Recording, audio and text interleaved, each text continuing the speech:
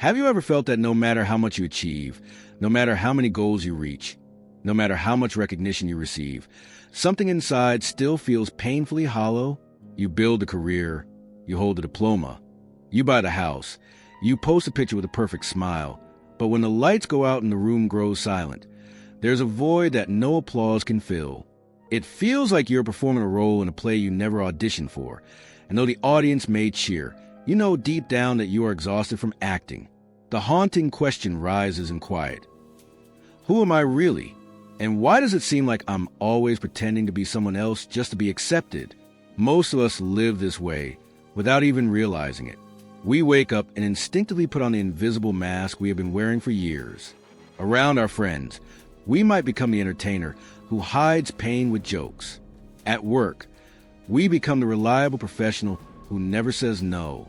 In relationships, we might act as a caretaker who sacrifices our own needs for peace. Each mask has its function. Each mask protects us. But each one also chips away at something vital, our authentic self. Jung called this master persona. It is the image we carefully craft so the world will approve of us. The tragedy is that when you wear it long enough, you forget the face underneath. The performance becomes a prison. You may have noticed this in your own life. The moment you laugh at a joke you don't actually find funny, simply because silence would feel too awkward. The time you agreed to help with something you had no energy for, only to spend the night resentful and drained. Or those hours when you stare at your phone, refreshing for likes, for comments, for some digital signal that you matter. Deep down you know those things will never quench the thirst. But the fear of rejection is stronger than the courage to take off the mask. And so the cycle continues. Jung believed that beneath this performance there is a hidden habit that reveals who you really are. It is not something flashy, not something obvious. It shows itself in the small spaces of life, in how you react when no one is watching, in the decisions you make when honesty collides with comfort, in the words you whisper to yourself when you are tired of keeping up appearances. This habit is like a secret window into the soul, and once you notice it, once you bring it into consciousness, everything begins to shift. You stop living as a slave to approval and start walking toward the freedom of authenticity. To understand this, picture an old mirror forgotten in a dusty attic. For years, people glance at it and see only a blurred shadow. The dust and grime cover the surface so completely that the reflection seems lost. But then, one day, someone wipes the glass. Instantly, the truth appears. Your face, your eyes, your humanity. The reflection was always there. It didn't appear magically. It had been waiting beneath the dust all along. This is how consciousness works. The self you are desperate to discover is not missing. It is present, hidden under the dust of unconscious habits. And here is why Jung's idea is so transformative. The hidden habit shaping your thoughts, your emotions, your relationships is also the key that can set you free. Once you notice it, you cannot unsee it. Once you name it, you can no longer live as if it has no power. Suddenly, the emptiness you fear becomes a teacher. The silence that once felt unbearable becomes a compass. You realize that the pain was never proof of your failure.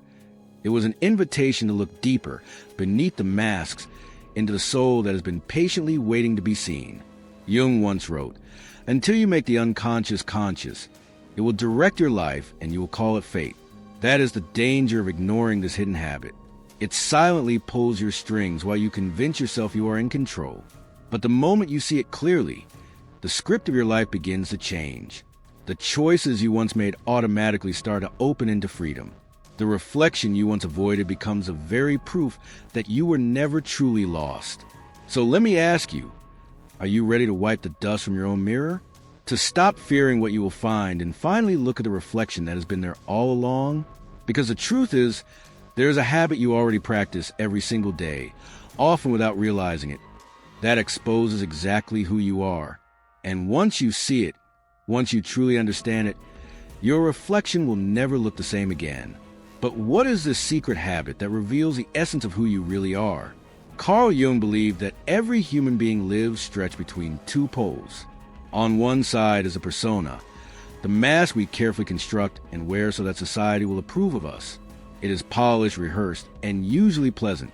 It tells the world, This is who I am, even if deep inside we know it is not the full truth. On the other side is what Jung called the shadow, the hidden box we carry within, filled with the impulses, desires, fears, and weaknesses that we would rather bury. The shadow contains everything we judge unacceptable in ourselves, everything we were told as children we must hide to be loved. Most people believe they're defined by the mask.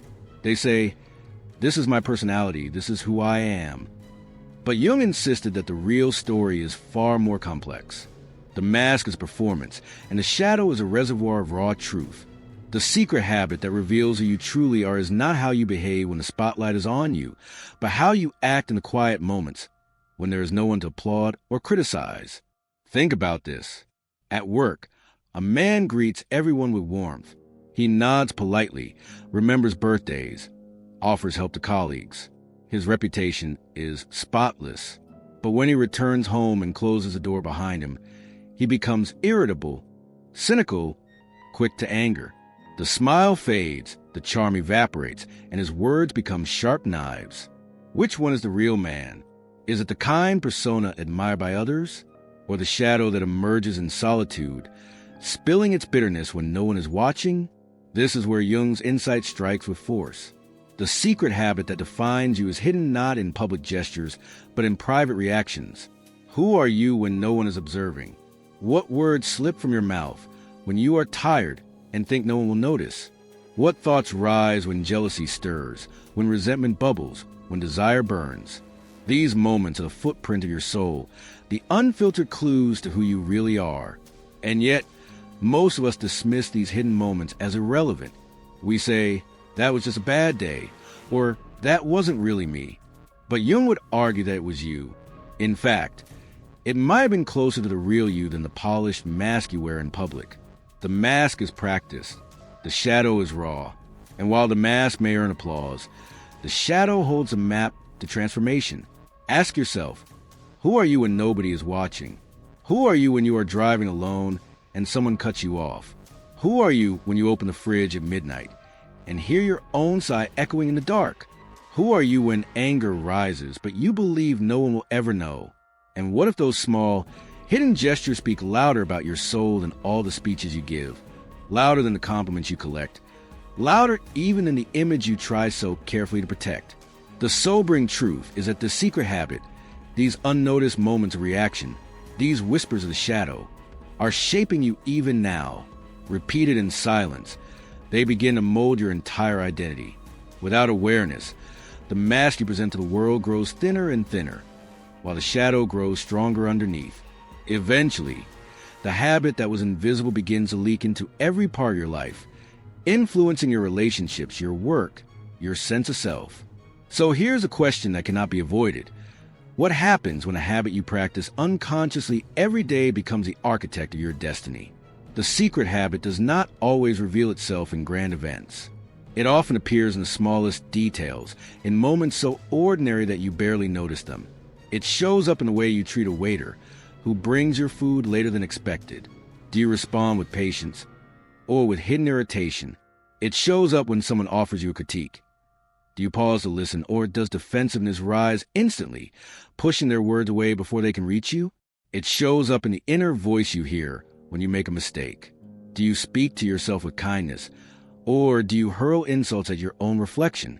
These tiny reactions, repeated over and over, form the language of your soul.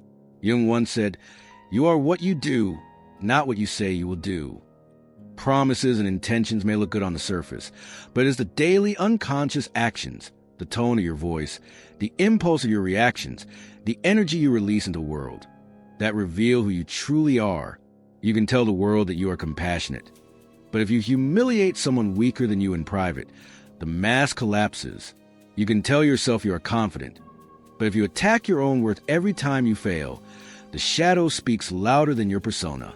The problem is that many of us ignore these subtle signals. We convince ourselves that they don't matter. We say, "Everyone complains sometimes," or "Everyone judges a little," or "I'll stop snapping at people once life gets less stressful." And yet these habits are like drops of ink in clear water. One or two may seem harmless, but repeated daily they darken the whole glass. complaining, criticizing, manipulating, avoiding responsibility. Each becomes a thread in the unconscious fabric of your life. Before long, you are wrapped in a pattern you did not choose, but that you wove with your own unconscious hands. Think of it like this. Imagine a rope coiled around your feet. At first, you do not notice it. You take a step forward, and though the rope tightens slightly, you still move. Another step, another tightening. You still believe you are free, because the movement has not stopped. But with each unconscious habit repeated, each complaint, each judgment, each moment of manipulation, the rope tightens. The knot grows firmer. One day you try to run, and you realize you cannot. The rope you ignored has become a prison you cannot escape without effort. This is how the unconscious works. We believe we are walking freely, making independent choices. But in truth, most of our steps are bound by habits we rarely examine. The way we talk to strangers, the way we handle frustration, the way we treat ourselves in private. These are not meaningless moments. They are the very habits that shape our destiny. Jung warned that what remains unconscious controls us, and we call it fate. If you want to see the direction of your life, look closely at your smallest, most automatic reactions. It is sobering, isn't it? To realize that life is not destroyed by one great tragedy, but by the slow drip of unconscious repetition. To realize that our identity is not sculpted by what we claim, but by what we do in silence. And yet most people walk past these clues every single day, unaware that the rope is tightening with every careless step. But there's a danger even greater than being trapped by toxic habits. It is not just the loss of freedom or the weight of frustration. The real danger is far deeper. The risk of losing yourself completely. When you ignore the secret habits shaping your soul, the consequences are devastating, though they creep in so quietly that at first you barely notice them. Day after day, you play the role that others expect, and each time you do, a small part of you fades. Over time, you begin to feel like a stranger to yourself. You look in the mirror and see a face that functions, smiles, nods, but the eyes reflect a deep fatigue. Life becomes heavy, not because of one great tragedy, but because of the endless performance of being who you are not. You start to feel drained in ways sleep cannot cure. Even after rest, you wake up already tired. Conversations feel like scripts you have rehearsed too many times. Your laughter rings hollow in your ears. The world may see you as successful, pleasant, reliable, but inside you sense something is dying. The emptiness you once dismissed becomes constant, an ache that words cannot soothe. You realize you have spent so long managing appearances that you no longer know what your own desires are. Relationships suffer too, because masks connect only with other masks. You may smile, agree, offer all the right words, but the intimacy never reaches your heart. You feel unseen, and others sense that something about you is untouchable, distant. Friendships become shallow. Love feels transactional. You may be surrounded by people, yet loneliness follows you into every room. Work loses its spark as well. Tasks that once excited you now feel mechanical. You pour energy into responsibilities, but without meaning, the effort turns to ashes. You begin to wonder if you chose your path freely, or if it was chosen for you by expectations you were too afraid to resist. Slowly, passion is replaced by performance, and even your achievements lose their taste. You tick boxes, but a fulfillment you long for never arrives. And then there's the silence of the inner world. The more you ignore the whispers of your true self, the quieter it becomes. At first it knocks gently, through small feelings of discontent. Later it screams in the form of anxiety, depression, restlessness. But if you keep silencing it, eventually it stops knocking altogether. You wake up one morning and realize you no longer hear the voice of your own soul. That is the most dangerous loss of all. Not failure, not rejection, but the alienation from your very essence. It is like wearing so many masks for so many years that one day you forget there was ever a face beneath them. You try to peel them away, but each layer reveals another and the panic rises. What if there is nothing left underneath? This fear grips countless people who live too long in the shadows of expectation. They reach midlife or later and suddenly ask, whose life have I been living? Picture this vividly. Imagine waking after decades to realize that every choice you made was for applause, Every word you spoke was to keep the peace. Every step you took was to fit in. And in the process, you never truly existed as yourself. The weight of that realization is unbearable. It is a kind of void that swallows hope, unless you dare to search for another way. But here lies the paradox. Even in this dark picture, Jung offered hope. He discovered that hidden inside the emptiness is a doorway. The alienation is not the end, but the invitation. Beneath the silence of the false self lies a map, a path of transformation that can lead you back to the center of your own life. The question is, are you willing to step onto that path, to follow the map Jung drew, and rediscover the self you thought was lost forever? Carl Jung called the path of healing and authenticity the process of individuation. It is a journey of becoming who you truly are, not the mask others expect, not the shadow you fear, but the whole self that emerges when light and darkness finally meet. Individuation is not about perfection or pretending to be enlightened. It is about courage, honesty, and steady practice. And though the path can feel overwhelming, Jung's wisdom can be distilled into 4 essential steps. Simple enough to begin today, powerful enough to transform the rest of your life. The first step is recognition. Before anything can change, you must learn to see.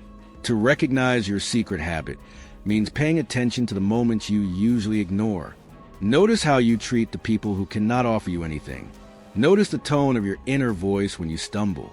Notice what rises in you when you feel unseen or rejected. Recognition is not about judgment. It is not about condemning yourself. It is about looking honestly into the mirror, wiping away the dust, and saying, yes, this is what is there. Without recognition, transformation never begins. The second step is integration.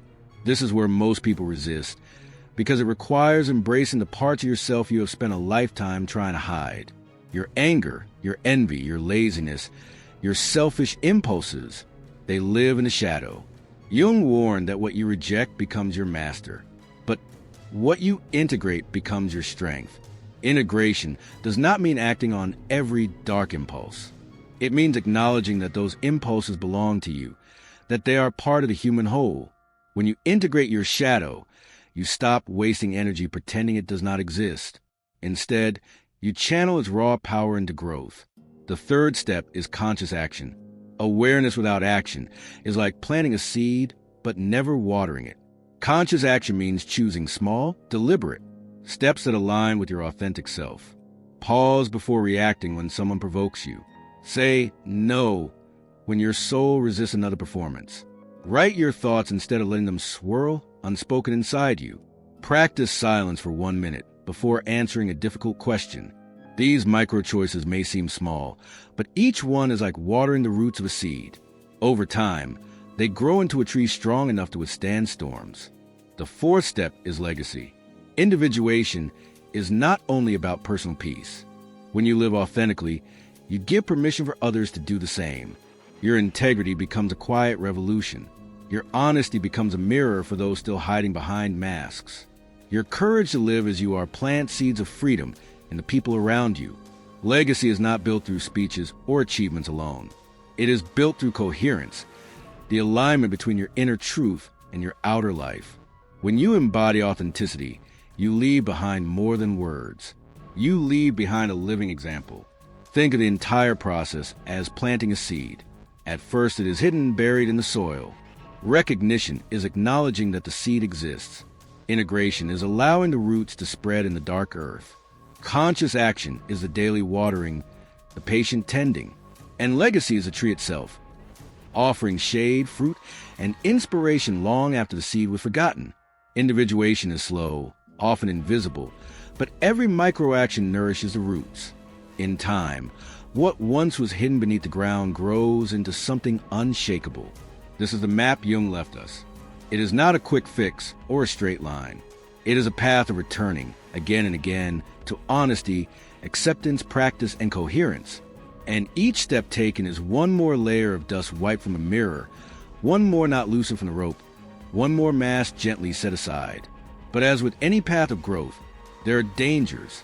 Even as you walk this road, traps appear along the way, subtle, seductive, and destructive.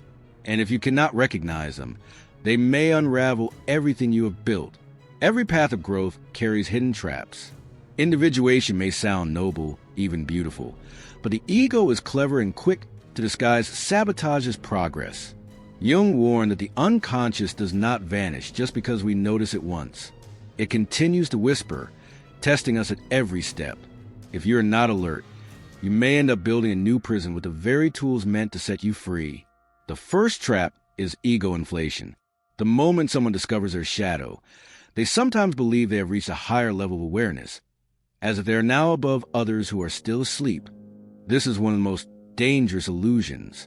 Awareness of your shadow is not proof of superiority. It is a beginning of humility. To see the darkness within yourself should make you softer, more compassionate, not arrogant. If you fall into ego inflation, you exchange one mask for another, pretending now to be the enlightened one. The shadow loves this disguise. The second trap is isolation. Some mistake authenticity for cutting themselves off from others. They say, "I don't need anyone. I will live only by my truth." But Jung knew that individuation is not about isolation. It is about connection from a place of honesty. If you withdraw completely, you confuse solitude with self-protection. You wall yourself in believing you are free, but in reality, you're simply avoiding the vulnerability of being seen. True authenticity is revealed in relationship, in how you show up with others, not in how well you hide from them. The third trap is the savior complex. Once you glimpse your own shadow, it can be tempting to turn outward and dedicate yourself to fixing everyone else. You begin to live for recognition, eager to be praised as the one who helps, the one who heals, the one who saves. But this is simply another mask, polished with good intentions. Helping others is meaningful only when it flows from love, not from the hunger to be admired. If you use kindness as a tool for validation, the shadow is still in control. The fourth trap is regression. This happens when life strikes hard, when failure or rejection shakes your confidence. In these moments, the old masks feel safe. You may slip back into pleasing others, into manipulating situations, into pretending once again. Regression is natural. It reminds us how strong the old patterns are. But if you remain unaware, you can reinforce the mask, making it even harder to remove later. The key is to notice regression without shame and gently return to the path. Think of it this way. Nietzsche said that confronting the shadow is like staring into the abyss. If you gaze long enough, the abyss also stares into you. The danger is becoming swallowed by it. Eckhart, in contrast, suggested that the path is like resting in silence, a surrender into stillness. The truth lies in balance. Do not run from the shadow, but do not drown in it either. Do not idolize the mask, but do not destroy connection with others in the name of authenticity. Individuation is the art of walking between extremes, embracing the abyss without falling, resting in silence without escaping life. This is why the journey requires vigilance. The traps are subtle, often disguised as progress. The ego loves to dress sabotage in spiritual clothing. It whispers, "You are awake, you are better, you are safe," while secretly tying new knot around your feet. To walk this path means to stay humble, to return again and again to honesty, and to remember that every step forward must be grounded in love rather than pride. And here's the hope. When you learn to recognize and overcome these traps, something extraordinary begins to happen. The masks fall, the rope loosens, the dust clears from the mirror, and in that moment of clarity, you witness what Jung believed to be the greatest miracle of all, the rebirth of your true self. This is the moment of liberation, the turning point your soul has been waiting for. After all the masks, after all the noise of seeking approval, you finally arrive at the silence within. And in that silence, something begins to shift. For the first time, you realize that you do not need applause to exist. You do not need to bend yourself into the shape others expect in order to be worthy. The emptiness that haunted you for so long was never proof that you were broken. It was proof that your true self was calling be remembered. It starts softly. You notice you no longer rush to explain yourself every time someone misunderstands you. You no longer feel the same urgency to defend your worth when someone doubts you. You begin to find comfort in simply existing, even without validation. And slowly, the voice inside, the one you thought had vanished, returns. At first it is fragile, uncertain. But with every act of authenticity, it grows stronger, steadier, unshakable. This is the rebirth Jung described.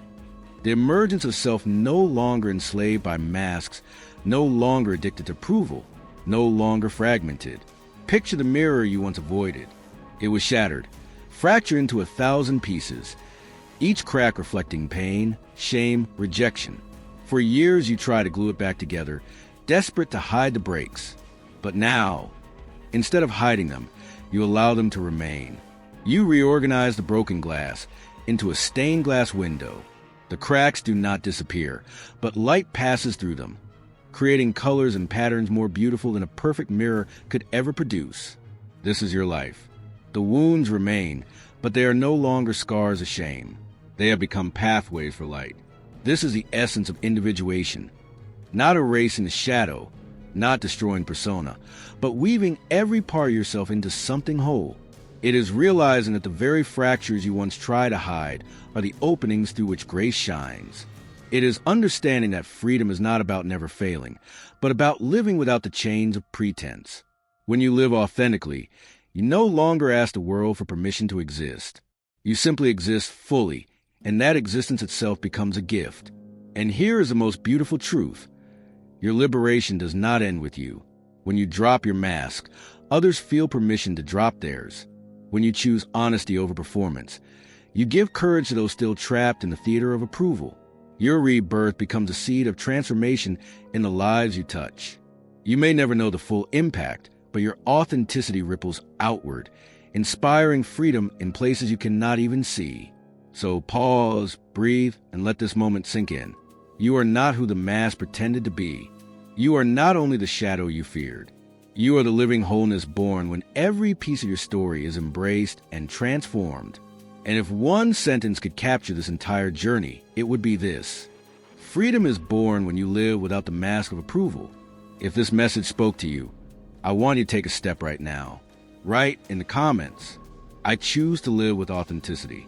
Declare it, not just as words, but as a promise to yourself. And if you are ready to go deeper, if you want to understand how to integrate your shadow without fear, then I invite you to watch the next video I have prepared. Because your journey does not end here. This is only the beginning of a life lived whole, true, and free.